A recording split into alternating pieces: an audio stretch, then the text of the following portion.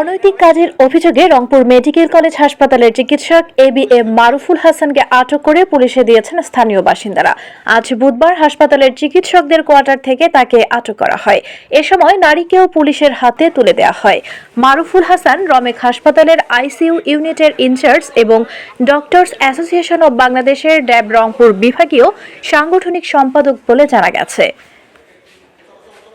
Police ও প্রত্যক্ষদর্শীদের বরাতে জানা যায়, হাসপাতালে চিকিৎসকদের কোয়ার্টারে নারীর সঙ্গে অবস্থান করছিলেন ডক্টর মারুফ।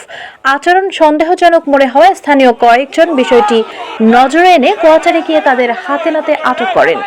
পরে তাৎক্ষণিক পুলিশে খবর দেন। এ বিষয়ে রংপুর মেট্রোপলিটন পুলিশের ওসি গণমাধ্যমকে জানান, আটককৃতদের বিরুদ্ধে আইন অনুযায়ী ব্যবস্থা নেওয়া হবে।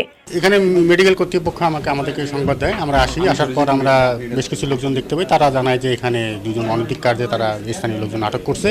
সেই ভিত্তিতেই তারা আমাদেরকে হ্যান্ড ওভার করেছেন। আমরা সেই অপরাধে আমরা তাকে আইনগত ব্যবস্থা গ্রহণ করবো।